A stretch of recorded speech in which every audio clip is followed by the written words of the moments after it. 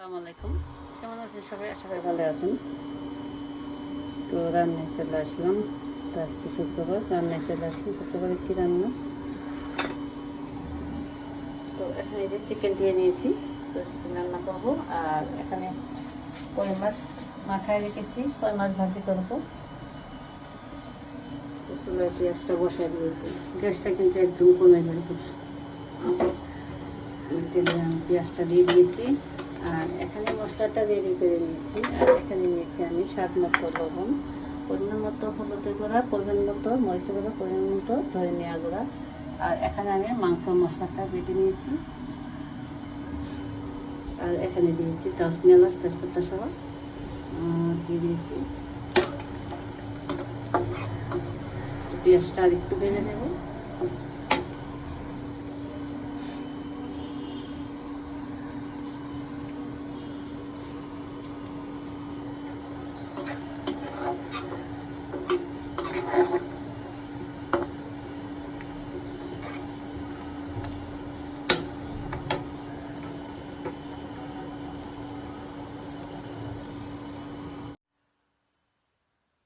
ভাজা হয়ে গেছে। আর এখন আমি মশলাগুলো দিয়ে দেবো। আর পেঁয়াজটা কিন্তু সবসময় এই কালার করে ভেজে দিলে তরকারি শাকটা কিন্তু অন্যরকম হয়ে যায়। আর এখানে আমি এখন মাংস মশলাটা পরিমাণ মতো দিয়ে দেবো। তো এখানে মাংস মশলা জিরে, আদা জিরে সহ সব একসাথে আমি বেটে নিয়েছি। এগুলো পরিমাণ মতো আমি দিয়ে দিলাম। আর এই মশলাগুলো দিয়ে দিলাম।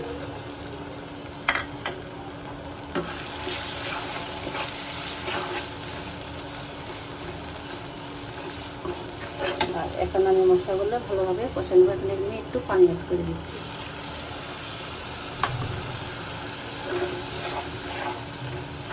দিয়ে এখন মশলাটা ভালোভাবে কষাই নেব। মশলাটা ভালোভাবে কষানো হয়ে গেছে। তো মশলার উপরে কিন্তু তেল বসে গেছে। এইভাবে আমি মশলাটা ভালোভাবে কষাই নিলাম। আর এখন আমি দিয়ে দেবো চিকেনটা। তো চিকেনটা ধুয়ে রেডি করে রেখেছি।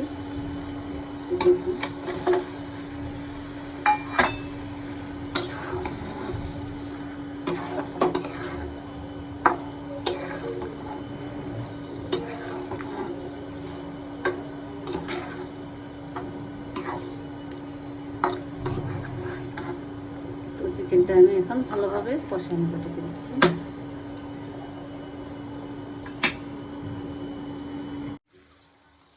চিকেনটা কষানো হয়ে গেছে। তো এখন আমি ঝোলটা দিয়ে দিচ্ছি পরিমাণ মতো। পরিমাণ মতো ঝোলটা দিয়ে দিলাম। তো চিকেনটা হইলে দেখাবো।